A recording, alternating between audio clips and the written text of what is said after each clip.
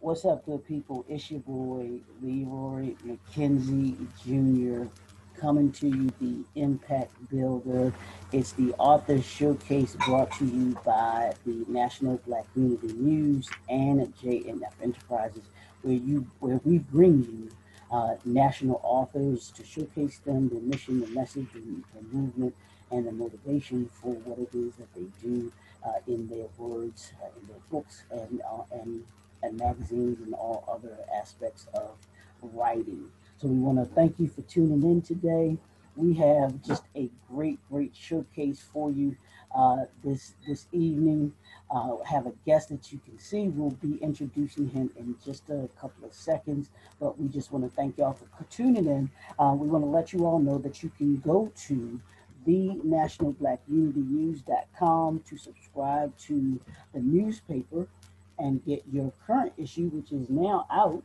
You can go to the website and subscribe, and then you can also check out our National Black Unity News Facebook page and social media platforms, and as well you can go onto our YouTube channel, which is under the National Black Unity News, and you can actually watch other showcase authors that we have in addition to the showcase that we have here, and introducing our guest, Mr. King Teasdale, who we'll be talking with in just a second. So we want to thank y'all for tuning in. It's the National Black Unity News, JNF Enterprises, the Authors Showcase. So we thank you for tuning in today.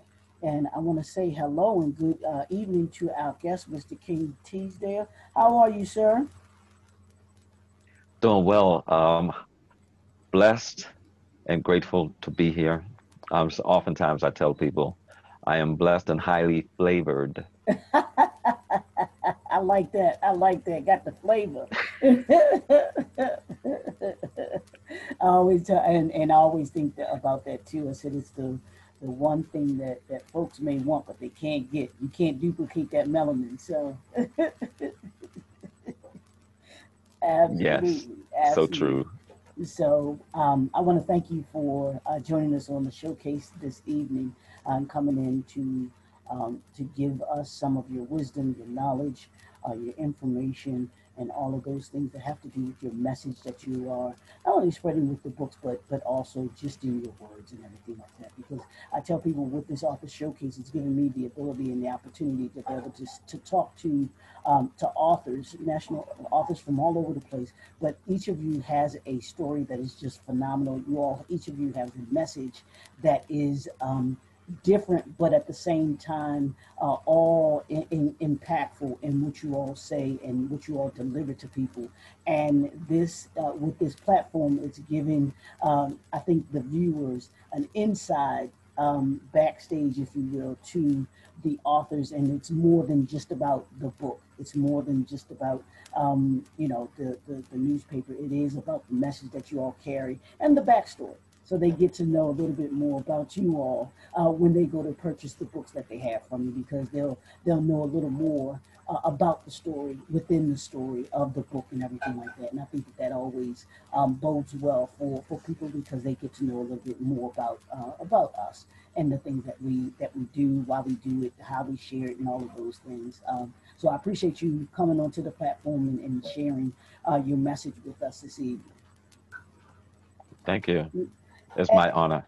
Absolutely. And let's start off, and I usually start off this way, is by having the authors tell us a little bit about who they are. So can you tell us just a little bit about who King Teasdale is? Well, born here in Baltimore City. I am born and raised here, born in 1956. But I am a seeker of wisdom, knowledge, and the hidden meaning of life. Mm, I enjoyed puzzles all day until some nonsense puzzle came up called the Rubik's Cube. Man, that kicked me out the box. I was like, nah, I don't have time to be putting my energy in this thing when life itself seems to be the greatest puzzle. So I mm, began devoting myself to better understanding life. And I found that there was more, far much more to life's energy, commonly known as God, than Mm-hmm. anyone could possibly explain to me. So, on my journey in that discovery, after the first significant death in my family that was seriously impactful to me, the death of my grandmother, I started to come to ask questions of God and what this world was all about. And in the process thereof, I became a research assistant, a science major, and an advanced cardiac um, support team member, which led me to become a paramedic with the Baltimore City Fire Department. And in so doing, I created an organization called the Souls of Life Society. That's SOULS, Souls of Life Society, um, which I'm the founder and vessel of. Mm-hmm. And the organization is designed because I needed to find the commonality of all of mankind. And I find that that is life and love because everybody's seeking that. So our motto is through the power bestowed by God and mankind, to do it must be done. And our mission is to harmonize the unity needed for Black organizations to thrive so that humanity can survive.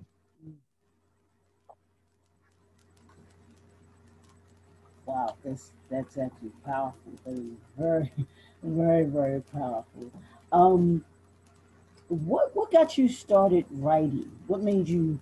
Was it you starting to ask them the questions of yourself? And was that what got you started writing? What was it that prompted you to say? What was it that the light bulb went off and said, "Wow, I had not only do you have something to say, but you wanted to um, put it into a book." Well, what I discovered is we are, all of us really, we're here to share. Mm-hmm. That's really the reason why we have this interrelationship with everyone.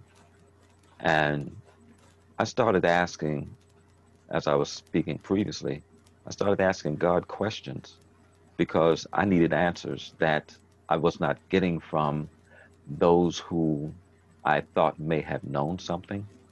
And so I started reading the Bible, Mm-hmm. and I became a bit frustrated a couple of times because when I got to the place where it started talking about the begot this, the begot that, the begot, I was like, come on, man, I can't deal with this. And then I started reading a section to where it was talking about some sort of history, which I could not really grasp. But what caught me was the book of um, Ecclesiastes, and that's the book of wisdom. And then the Proverbs. And then it was like I fell into this deep hole of understanding more of what was going on. And the answers that I was asking started coming to me. And as I walked down the street, I had an experience to where I was asking, well, what's going on with this thing between peace and war?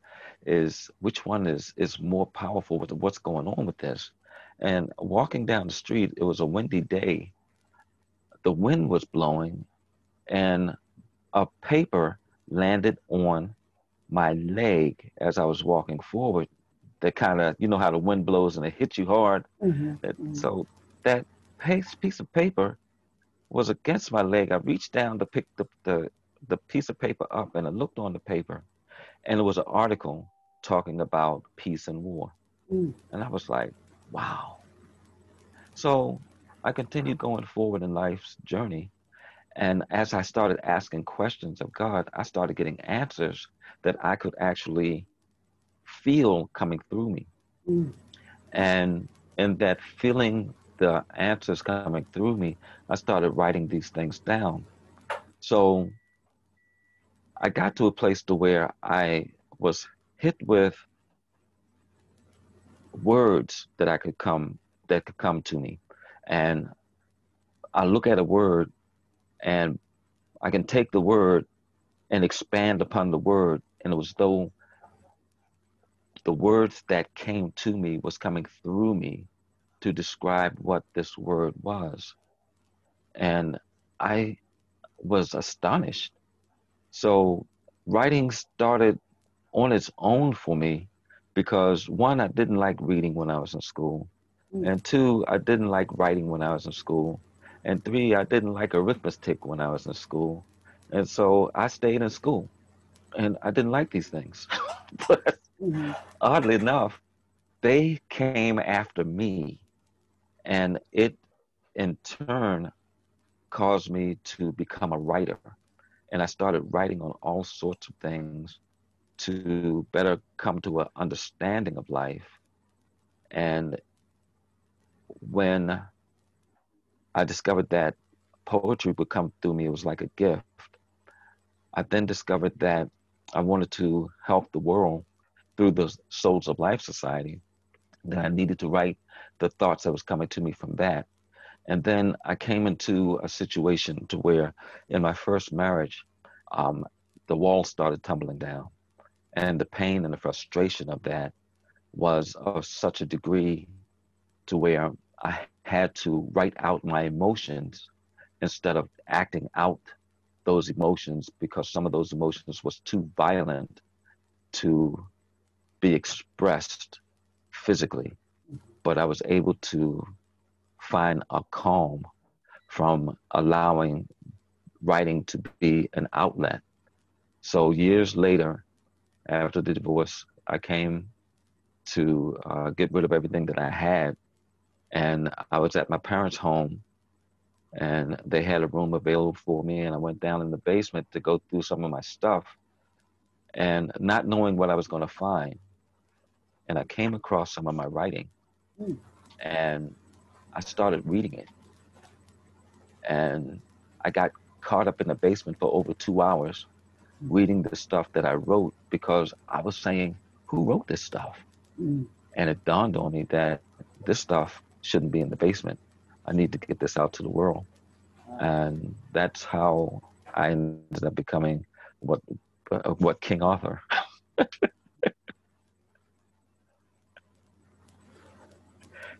Wow, that is and that's a great story. And a lot of us, because I know when I first started writing, it was just to write to be writing to get some stuff out of my head and everything like that. Because I started writing poetry in the beginning and didn't think of it of putting it in a book at that time. And then several years later, um, having some people tell me, man, you should put this into a book, and not realizing or even thinking of it at the time. I was just writing to be writing. Is that what you found yourself doing with the writing that you found when you wrote it? It was just writing just to kind of get some get some things out of your head and get them just get your thoughts out into the atmosphere. It for me was more information that came through me. Um, I think it started with poetry for the most part. Mm-hmm. Out of my book, Extraordinary Epiphanies of a King, I'll read real quick Mm-hmm. a snippet of what happened. Inside of this book, I have a table of recall. And the table of recall says, and this is something that was written in 1989.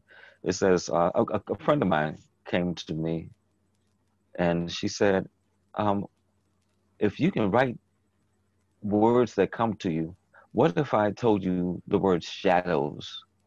And so I was like, wow. And the poem goes as follows. It says, shadows of this and shadows of that are not images. This makes no sense. Understanding flees the consciousness of mind. Frustration strangles all that's left behind. Existence ever changing, as do the shadows of the mind, shadows ever changing as the sun and moon does shine. The rays of light directly shows the outline of what is. The light reflecting indirectly moves silently through the entrances of time. That was the first poem that came to me just from a friend of mine while I was working in the fire department, brought that to me. And in my recall, I have reflecting upon my life and all that has been.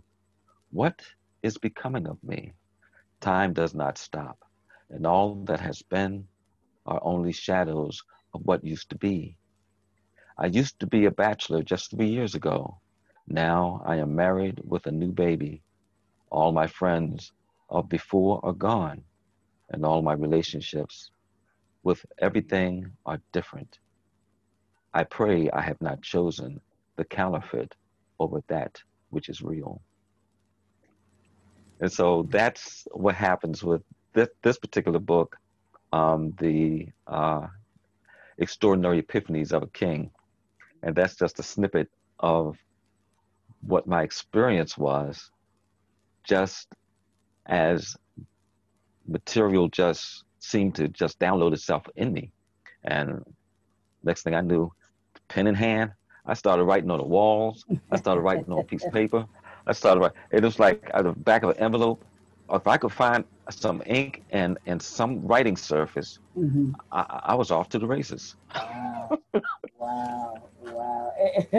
And I think those of us who are authors understand that very thing because you never know when you're going to be inspired or something that is going to catch your attention that you or something comes to you that you want to write about. Not call it. I always say I have a book of notes, which is just nothing but me writing down something, whatever it is that I may need. It might be a poem or a title to a poem. It may be some notes for my business or anything like that. But anything that I can think of, that I think about, that I know that I'm going to either need to come back to later or that I want to use for something, I write it down, and I'm talking literally having it right at my side when I'm sleeping because Yes, yes. I may wake up with that with something on my mind because I literally had a one of my poems.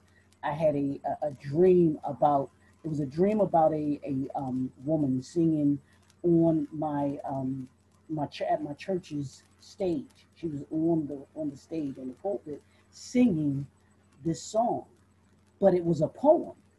And so I woke up in the morning. I mean, woke up that night in the middle of the night. It's about 4 o'clock in the morning. Wake up, didn't think anything of it. Tried to go back to sleep. It would not let me go back to sleep until I wrote that poem that night.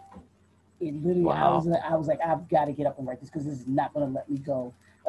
And I know That's right. when you get it like that, it's not going to let you go until it comes out of you. It literally has to That's come right. out of you. So So true. yeah.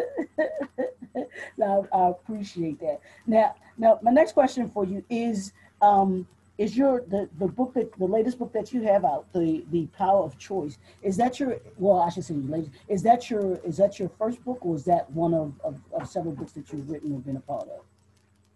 That is actually one of several books I have written, Okay. but it is the second book that I have published. This book, The Power of Choice, is an ebook right now, Okay. Mm-hmm. and it's an excerpt of the larger book. It comes in two parts. So the ebook is the beginning aspect of the remainder of the book. Mm-hmm. And that book is available on Amazon. Okay. No, absolutely. And okay, that's great. And we'll actually have. I want you to give all of your information for where people will be able to purchase that book and all of your other books that you have too. And we'll do that. I like to do. We can do it now, and then we'll do it again at the end too. Okay. because I want to make sure that people have it. Okay. Yeah. The website is www.kingsphilosophy.org. You type that in, and both books are available on that web page, and that web page will direct you to the Souls of Life Society. And you click the section that speaks of books, and you scroll through that, and that'll bring you to um, how you get to those books itself. Okay. No, that's great. That's great. Now, can you tell me what has been the toughest aspect of writing for you? What was that? What's been that toughest thing that you saying about writing that you might not have thought about, that you kind of caught you, it kind of caught you by surprise when it came to writing. Well, for me, maintaining focus is my biggest issue Mm, because um, I'm so caught up in life. I have to create the time and space to do the writing. I'm pretty much my own mechanic. I'm my own plumber. I'm my own carpenter. My own landscape artist. I'm my own electrician, and I share these um, minor gifts I have with my family and the activities of the church and the community, and studying and investing in myself just seems to, I want to say, consume my time. But what I've discovered is it's teaching me that I have to better manage my time. But that's the hardest aspect of writing, managing time to make it happen, mm, because that's the key. You got to make writing happen. But the key is to do it. Just do it. Just like Nike say, just do it. Just mm, grab a pen and put it in your hand. And what's funny for me is writing seems like it has to come through my hand first before I go to a computer. I don't mm, understand that. Right now, that's where my head is. mm. I have to use a pen in my hand, and I have to scribble. It's like I got to scribble. It's like I can't just go to the computer and just start typing it out. It just don't seem right. And maybe that I might be wired different. I don't know, but I need help here. Well, I know that there are You other know, authors it that would work be so that much, same way I too. guess, more efficient. Mhm. Really? Okay. Yeah. It's like my one of my biggest challenges right now is to stop and just get in front of the computer and get myself acclimated to allowing the material to come through me Mm. into this device. And I would probably save a whole lot of time doing that alone.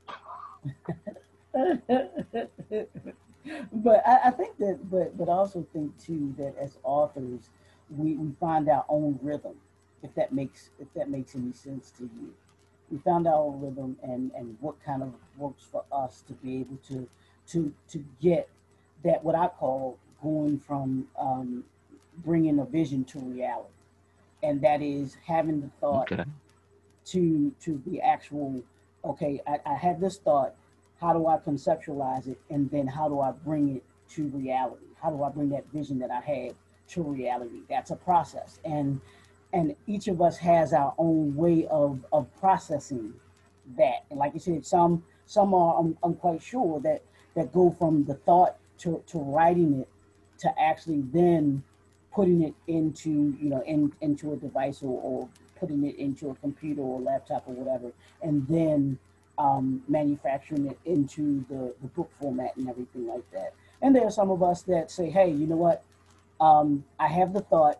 While I have the thought, let me just go ahead and I can use the computer and put it in there as well. And while I'm doing that, then I move to that. because I did that too. Honestly, when I first started writing, I had to write it down first. I wrote it and then would go to Okay. the it would go to the computer to do it as well. So that, trust me, that there's nothing that I have I've seen that before. And there's still authors that do that work that kind of process because it works for you. And if it works for you, then that's what you do, Okay.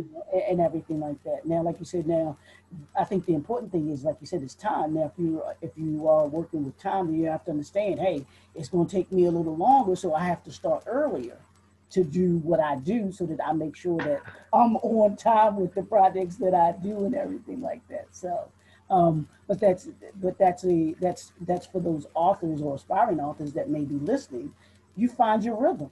You find whatever rhythm works for you to be able to bring that vision to reality for you, because what works for one doesn't necessarily work for others.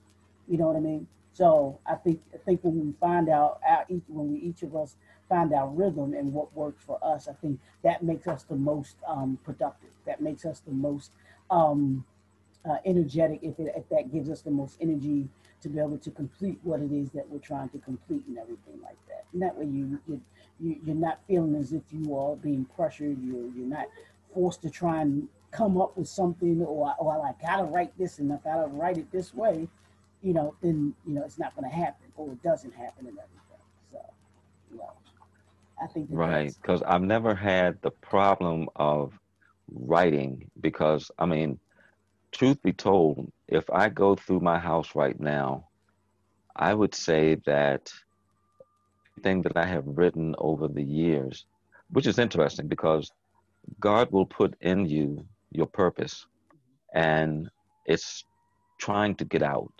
mm-hmm, When you're a writer, what's happening is that purpose is finding its way to the surface. mm-hmm, There's a poem I wrote years ago called Handwriting on the Wall. mm, And what that poem describes is how children, when they find a writing instrument, they seem to want to scribble, and they scribble on anything that they make a mark on. mm-hmm, And we come along not knowing that we are a part of a limiting factor to this child, where this child could actually be receiving something from on high and trying to do what it can to transfer that message, and knowing that he's got something that can make a mark. He's trying to get the message out to yeah, us. And that's what's happening with us, so I believe. And because the parent comes along and say, you start hollering, "What are you writing on my wall for?" And you scare the child. The child's like, "Oh, what's going on, right?" And so then there's so many of us that have stuff that's bottled up inside of us. mm, So I would say that if truth be told, the material that I have written would probably stand 5 feet tall. But through that stuff, I've discovered that I've been rewriting a lot of stuff over and over and over again because I haven't gotten it out to the masses yet.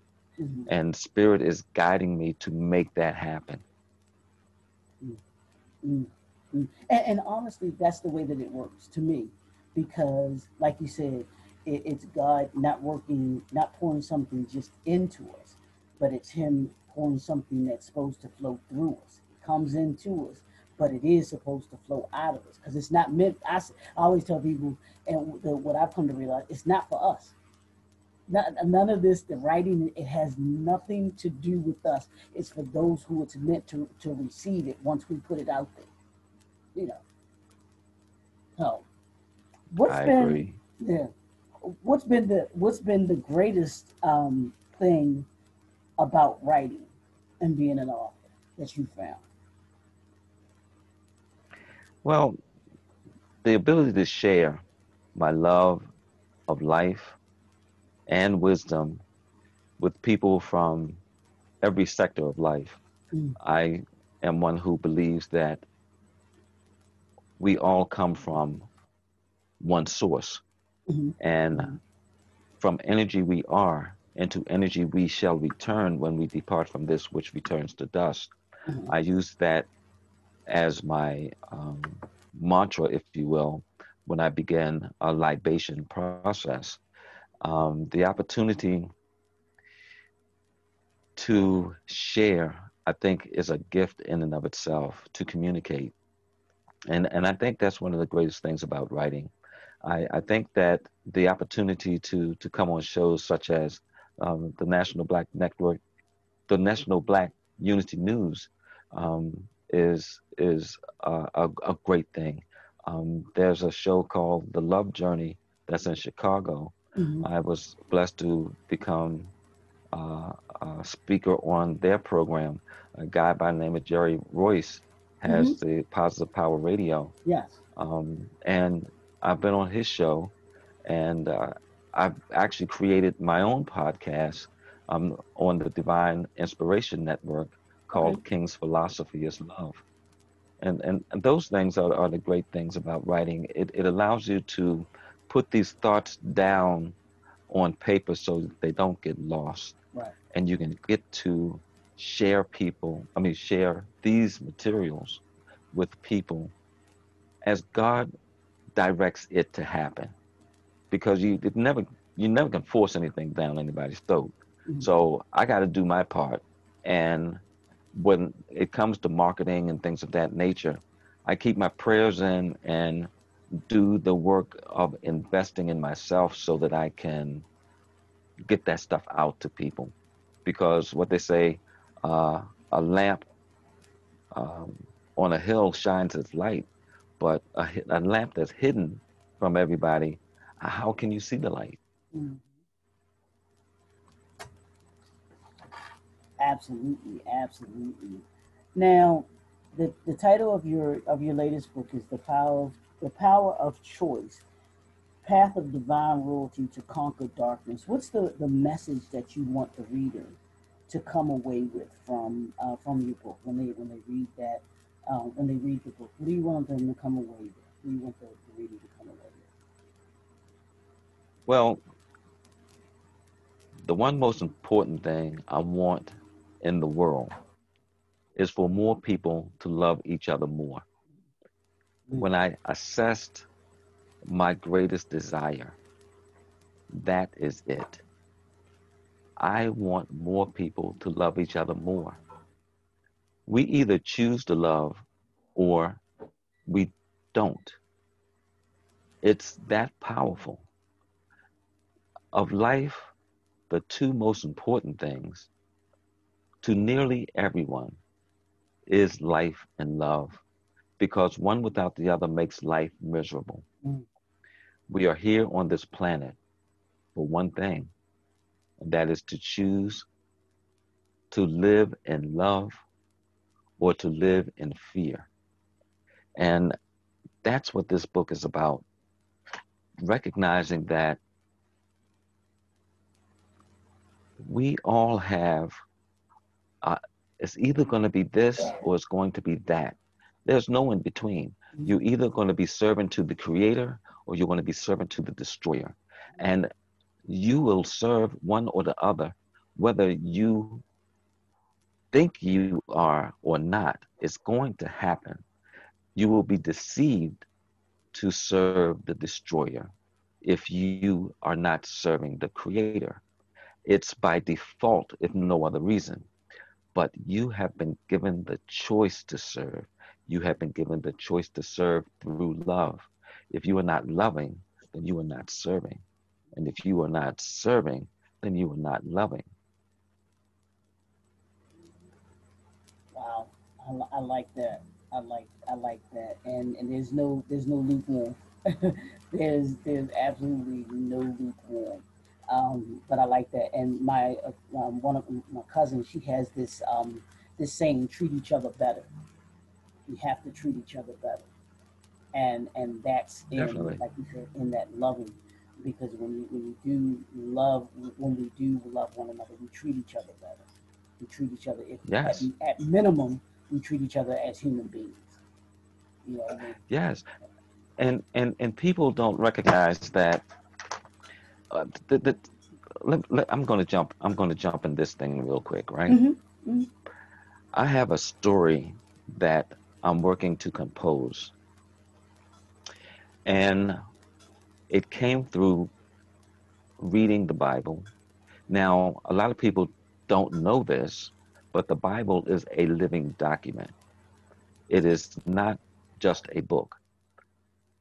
There is an energy vibration that transcends the consciousness of average thinking when you tap into the spirit of truth. So I came across a section in Revelations that spoke about a war in heaven. Mm-hmm. And I was kind of shocked because everybody talks about going to heaven. But then I get to the back of the book and there's this war. And I was Mm-hmm. like, okay, wait a minute. Right. Something's not right. Mm-hmm. So, as I said earlier, I pray to get answers. Mm-hmm. One time I had prayed to carry a sign at a protest. And I said, it was about police brutality. And I said, what do I need that's simple, to the point, that I could write on a sign that people would understand? And what came to me was respect cancels regret. I was like, wow, that's powerful. Thanks. I wrote that on a sign and I've been carrying that sign ever since. The aspect of this story about this war in heaven, it said that a third of the heavenly host was cast out of heaven along with an archangel who was known as Lucifer, who we know as the devil. Mm-hmm. So he had charge over a third of the heavenly host. Right. And the archangel Michael, who was a chief angel, won that battle. But he won that battle. But there's a difference between a battle and a war. Mm-hmm. And I was like, wow. So I was thinking, contemplating on that. And then I came across Genesis, and it said, in the beginning, God created heaven, the heavens, which was plural, and the earth. Mm-hmm. And I was like, okay. And then it says, and the earth was without form, and darkness covered the surface of the deep, and the Spirit of the Lord hovered over the waters. And then God said, let there be light. And I was like blown away because I was like, wait a minute, this isn't even the 2, 3 sentences. And we got the whole thing of the cosmos right here. God created the heavens, which is plural, and the earth. And that's the cosmos. Boom. All of that. I was like, wow. And then it says, darkness covered the surface of the deep. Now that blew me away because when you plant a seed, you plant the seed in the surface, and the surface has to be that which is in the darkness. And in the darkness, the seed must germinate to become what it needs to become by coming out of the darkness. So I was like, wow. But then it said the Spirit of the Lord hovered over the waters. And I was like, why would you hover over something if you're not guarding something? Mm-hmm. Then what clicked was those angels that was under the authority of the opposing forces to God did not belong to the devil. Mm-hmm. Nothing belongs to the devil. Right. Everything belongs to God. So the devil stole, in essence, the power, the control over that which belongs to God. And Christ, we know that reckless love aspect came to receive us back to heaven. That's how everything kind of fell into place for me. And I'm working to bring the clarity to that because that's going to blow a lot of people's minds because they got a lot of concepts about, well, they say that the devil, those who fell into rebellion, was cast into the lake of fire and all. I said, but you're not reading the scripture in detail. You got to look at what you see and see what's being said. So that's the darkness we're talking about because we don't know how long the darkness has been. And when we look at the conditioned consciousness of man, Mm-hmm. man is conditioned to fear. Mm-hmm. So in the darkness, what comes to me is that man, that primordial energy of the earth is the primordial energy of the earth. The spiritual DNA itself is still residing within us. That fear factor is still residing inside of us. So when the light came to free us from that fear, from that darkness, we are so conditioned to the darkness to where we have all of this madness still going on this planet. But yet, we are so afraid to step into what God has for us because we're conditioned to the darkness. Mm-hmm. And we're afraid to move because the darkness probably whipped our tail while we was in that darkness, while the Lord hovered over the waters. That's just how it came to me. And so all of that is involved in this thing of to conquer darkness. Because the only way to conquer darkness is by identifying that love is the cure.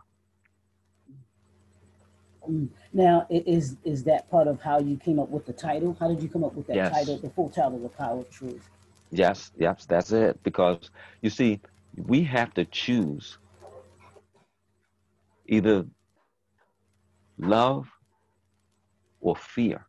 Mm-hmm. We have to choose to accept either the creator or the destroyer. We have the power to choose between the two, where before there was no power.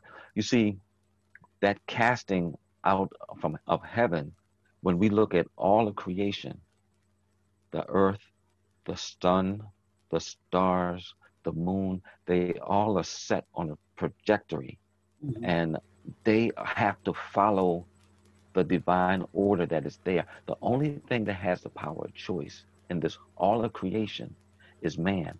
And why does man have that power of choice? Because he has to choose between accepting God or rejecting God. So if you want to continue to stay with the rebellion, God has given you that opportunity to do so. And then you can stay with the darkness. But he has sent the light, which is Christ, for us to have the opportunity to return back to the light because we all are light beings in the depths of our soul. That's what we are.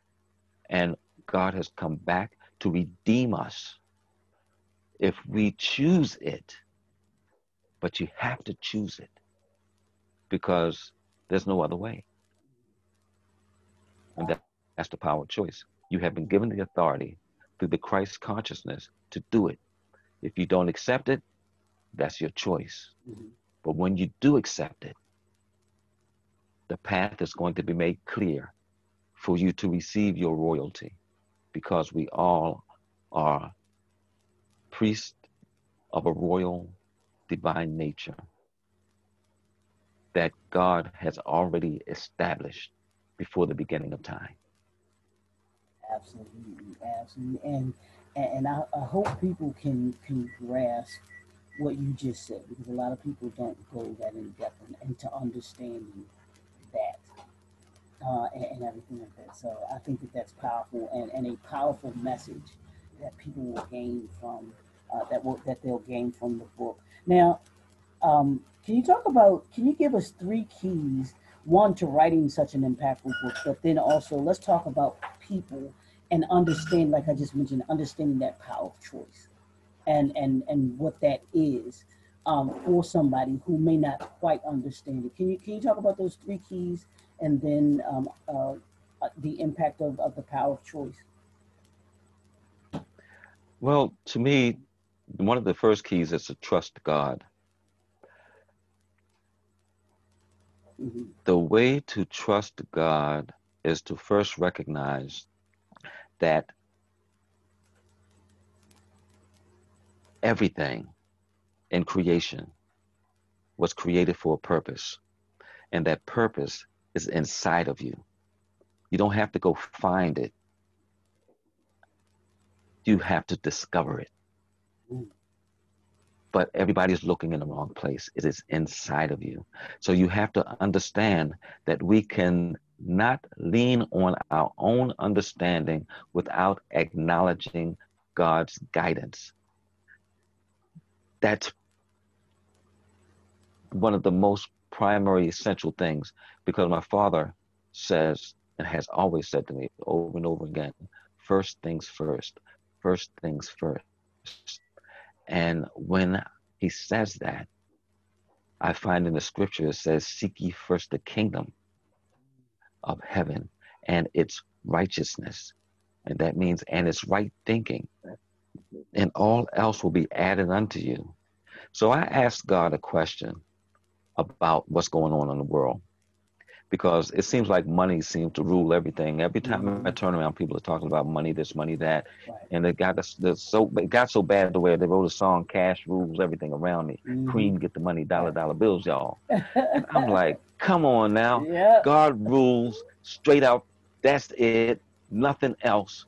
So I was like, Lord, talk to me. How do we control this situation with this cream factor? And Mm. what came to me, I was told sugar. And I was like, huh? I said, sugar. And I was like, what does that mean? And what I received was succeed, understanding God's absolute reign. Succeed, understanding God's absolute reign. Mm. That acronym is sugar. Mm-hmm. And I Mm-hmm. was like, well, hey, we got cream and sugar. You got a cup of coffee You there. got some right Yeah. there. And I've heard that before too. But here's what I did with cream, because Really? yeah, by Wu Tang Clan. But here's, I replaced with cash. I replaced it with Christ. Christ rules everything around. That's Boom. right. So you have another That's right. another mindset another mindset with it. I love the sugar. I love the sugar analogy though too. That's powerful. But like, But and like you said, when you have cream and sugar, I'm telling you, God gave it to me, and it's amazing. We People don't recognize that the importance of meditation and mm, prayer. mm, Prayer is when we talk to God, right. but meditation is when you listen. Mm, And people I like are that. in such a place now of, yeah, running back and forth, the hurry, scary type of thing. We don't find the time to sit and listen to God. Mm, But when you do, you attune yourself mm, to the alignment of yes. actually hearing Yes. what the vibration of living thought is. One of the things I speak of. One of the reasons why the other book, the Extraordinary Epiphanies of a King, was written is because I want people to understand that when you allow yourself to be in alignment with God's will, you can hear from God just as easily as you think. So your thoughts are not always your thought. Sometimes the devil is trying to put something in your head, Mm, because we see that when we see the activity out here in the world today. mm, But living thought is what began all of creation. And it is, thought comes first before a thing. mm. And living thought will speak to you and speak through you and allow you what's necessary to write an impactful book. Wow, I'm thoroughly enjoying this. And you said something that I don't think a lot of people understand, and no matter what the religion. But you said there's a difference between prayer and meditation, and you taught me something, because I'd never thought of it in those two dynamics. Yeah, pray, I thought you prayed and you listened, but I never thought of meditation in the terms of, okay, Lord, I've talked to you. Now I need to listen to you. The prayer is me saying, okay, Lord, these are the things that are on my mind. These are the things that I am coming to you. Like you said, you came asking questions. Yes. But then after you ask the question, you have to listen for the answer. And many of us don't listen for the answer.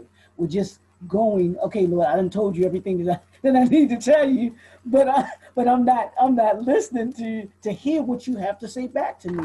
And I think that when we meditate and when we listen, I think we can hear clearly whether we like it or not, because there are going to be things I believe that God tells us that we're going to like, and there are going to be things that He tells us that we're not going to like because we don't. It may not be what we think is the answer, but it's His answer for us. And I've always said that you have to trust His answer, not our answer that we may necessarily want. Because I tell the Lord all the time, I say, you know what you're doing.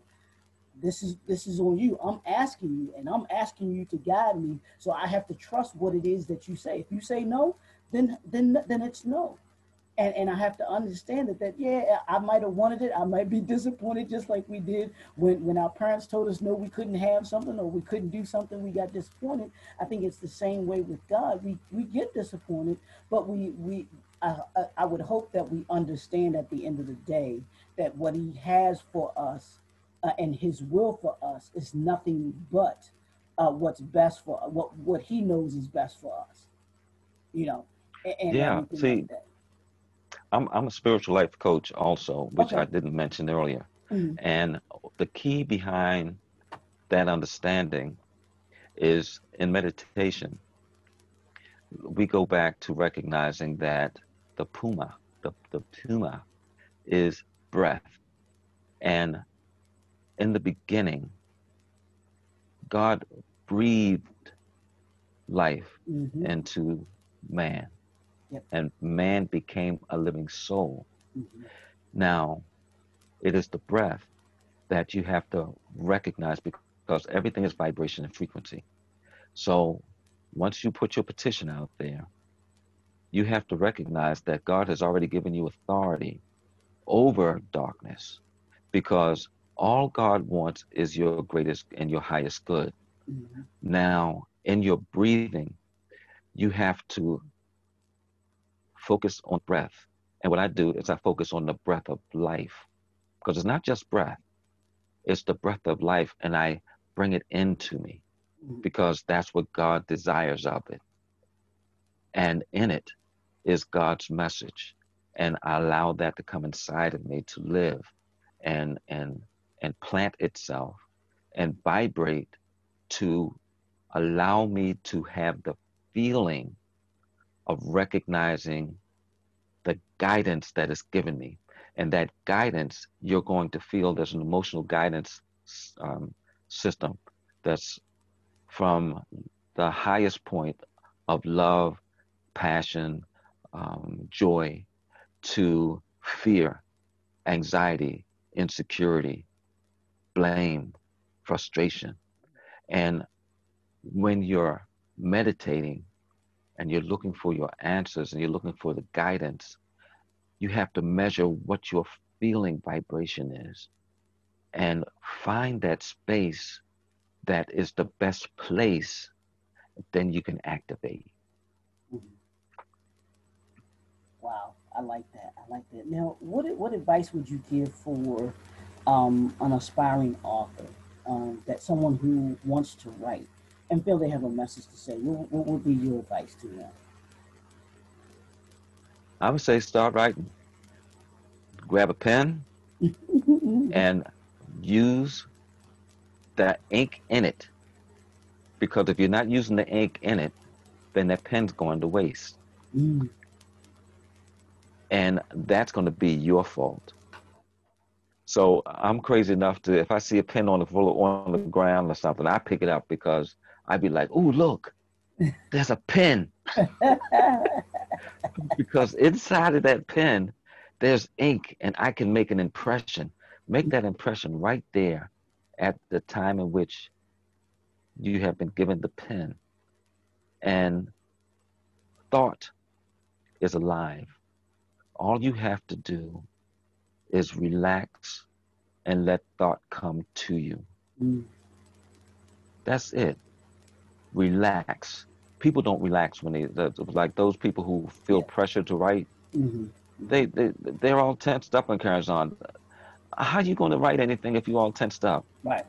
Absolutely. Just relax. That's the key ingredient behind meditating in and of itself. Mm-hmm. You meditate, you breathe, and when you align yourself, because that's what meditation is going to do for you, Mm-hmm. you're going to align yourself with living thought, and you think on these things: love, harmony, peace, the good things of your life.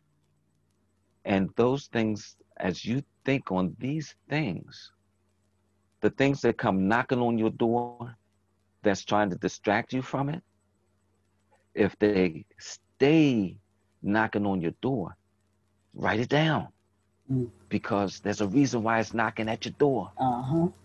Yep. Okay? You already writing now.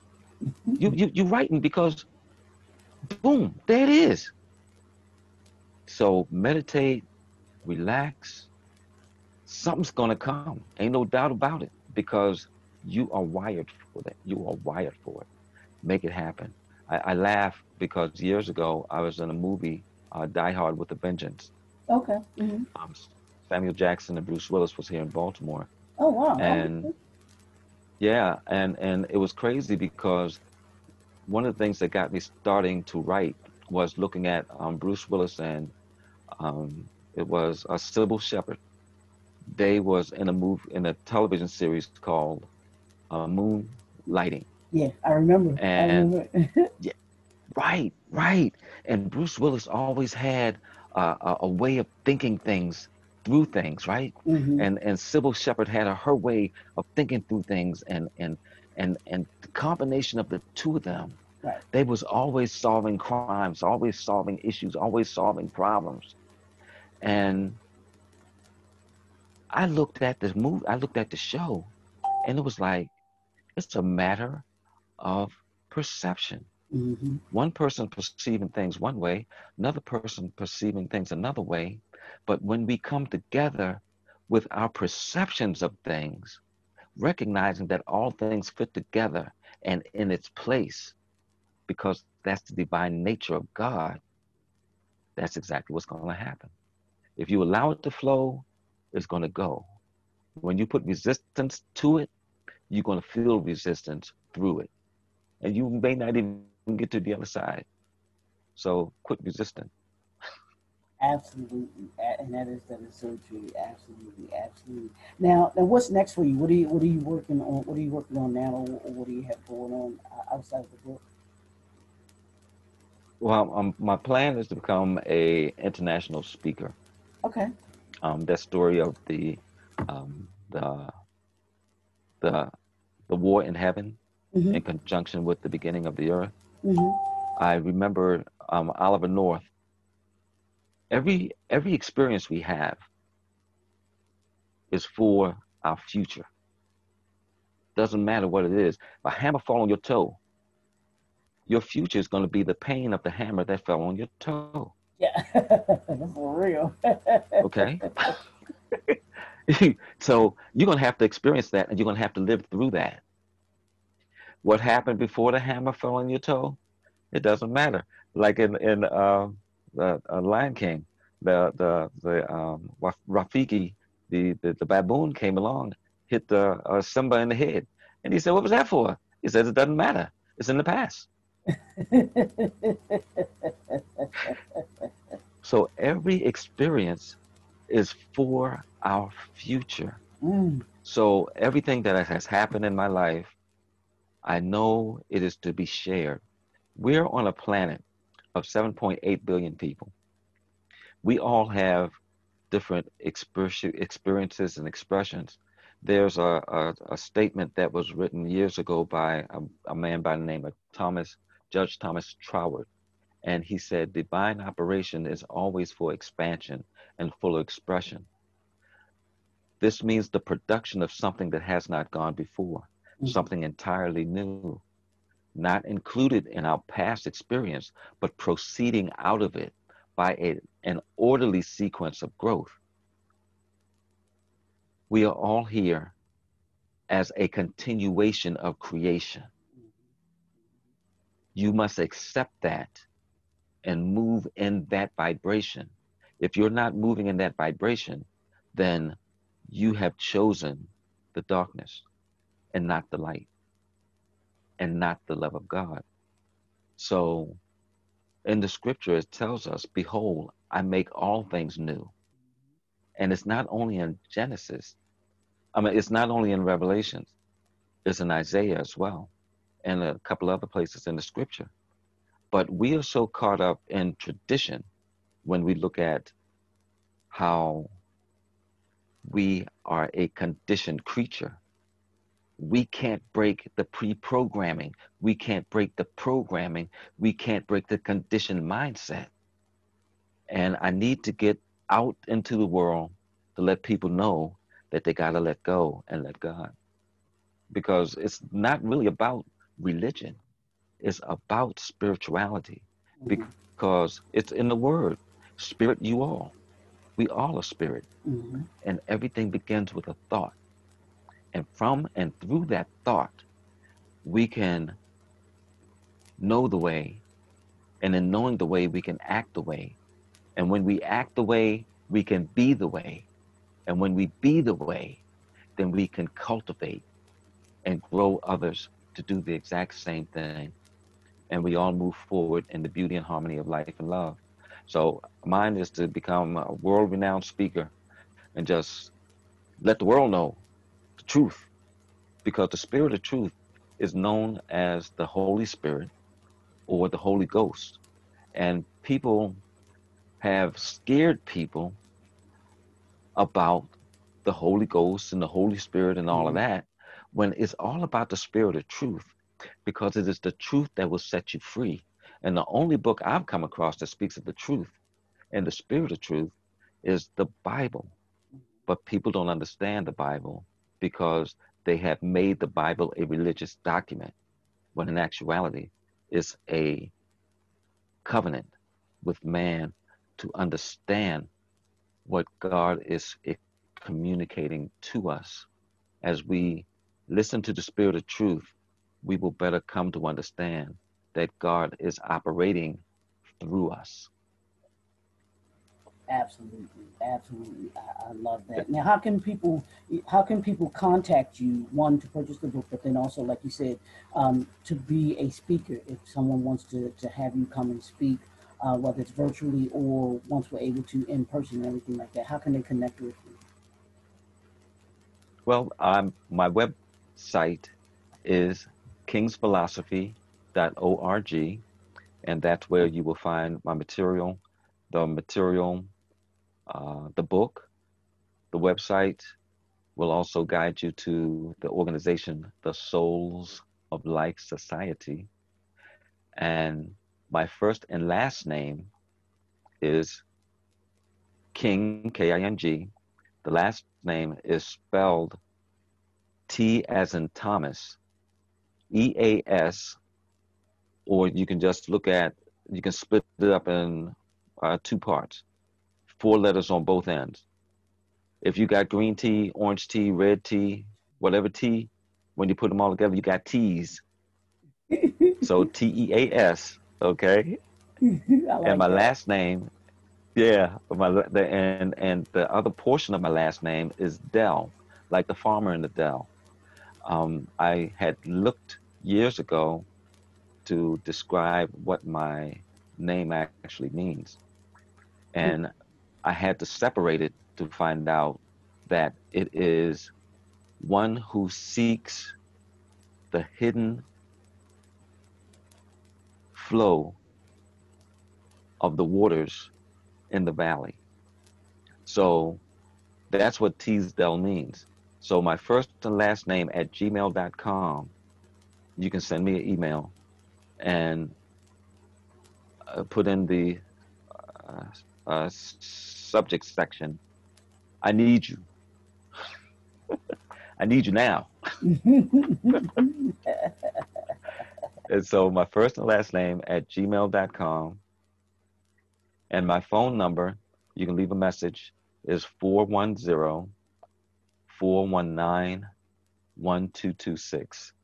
That is my business phone. I'm not always available for that line, but I'm always listening to the messages. So 410-419-1226. So those are the three ways to reach me. And if by chance you're having a problem with the website or anything like that, give me a call, leave me a message. You can text me, leave me a message there. You can send me an email at kingteasdell@gmail.com, or you can type in www.kingsphilosophy.org. Absolutely. Now, can you give it? I'd like for you to just end this. Give us a final word of wisdom, just about from if you can, the power of choice. Just something about the power of choice to close us out, and then I'll give the closing information that we need for the National Black Community News. All right, I'm going to allow Spirit to throw me inside of the book here, the ebook, The Power of Choice. Because what's interesting about The Power of Choice, it describes the beginning of when confusion came into the world Mm, that people don't understand. mhm, And one of the biggest things that I find it's a problem with a lot of Christian based ministries is that they hear words that come from different languages, but don't understand that they're speaking of the same thing that everybody else is speaking of. mhm. So because you hear a different word, that doesn't mean that they're speaking a different position that you exist in, because there's only one self. So I say, first and foremost, know that we are pre programmed to disagree because of our individuality, which is not a bad thing, only inappropriately interpreted. But when we become conquerors in truth through the knowledge of strength in knowing our power of choice, we transform. Wow. Yeah, I can't say enough. This has just been just a joy to be able to talk with you. This has been King Teasdale, and I appreciate you, brother. I appreciate you sharing your wisdom, your knowledge, your information that you have, your message that you've come with, and showing us the power of choice and the power of the choice that we do have within ourselves, and learning ourselves, but not just uh, asking questions, but also listening for the answers. Because in the listening, we get the answers, but you have to be willing to listen. You have to be open to listen to everybody. So I appreciate Yes, you. yes. And I want to give a shout out to the person who allowed me the opportunity to come this far. It's a friend of mine by the name of Joanne Meekins. Okay. She can be reached at www.inspiredforyouministries.com. Mm, Um, inspired, as you would write it out, and then it's I'm sorry, for you, which is the letter four and the letter U, mm, ministries, or inspired, the letter four, the number four, the letter U, publications, because she's the one who enabled me to get these published. Without her, I'd still be thinking about it. thank goodness for those that we have in our what I call our circle of impact that push us sometimes, that give us that nudge that we need. that confidence, even that confidence that we need to be able to move forward in what it is our purpose and what God has for us to be able to do. Because what I tell people all the time is, and I said it earlier, that this has nothing to do with us. It has nothing to do with us. It has all about to do with what God wants to do through us and the message that He has for somebody else, and who are we to hold on to something that God has for somebody else through us. So Yes, and Leroy, I appreciate you. This was really enjoyable experience for me. Thank you so very much, and I thank those who support you in this endeavor, and of course, David Murphy. We know he's right on it. absolutely. So we give thanks, and I appreciate you, Leroy. Thank you so much. Absolutely. So this has been the Author Showcase, y'all. The National Black Unity News. You can go to, again, www.tnbun.com to subscribe. Don't forget to subscribe to the newspaper. We actually have the current issue that is out. You can actually get that, subscribe to get the current issue, which has Brother King Teasdale in it. Along with the other authors that are part of the showcase. You can go over to our Facebook page as well, like the Facebook page, and then you can go over to our YouTube channel and watch other great authors that are part of the showcase, like Brother King, and just have you can just get a plethora of knowledge, a plethora of information that they share, the messages that they share, which I think it's been a joy for me to sit down with you all, with each of you authors, to listen to you all, to learn from you all, and to hear from you all. And I hope those that view it, that watch the showcases, that they get as much joy out of it as I do in presenting it, and as much joy as I have with having conversations with you all just about everything that you all have, and giving people more than just, like I said to you before, about the book. They know they get to learn more about the author. They get to learn some backstory, so that when they do go to purchase those books, they remember the stories that you all tell. They remember the testimonies that you all give, and the lessons that you all may be teaching as they go through the book. So I thank you once again. This has been 2020, y'all. This is 2020. We move fast and furious. We move with purpose and passion. And as I always say, you build the impact, because when you build the impact, you change the world. And we have authors such as King Teasdale that are changing the world by one word at a time, one book at a time, and by one choice at a time. So I thank y'all. We'll talk to y'all soon.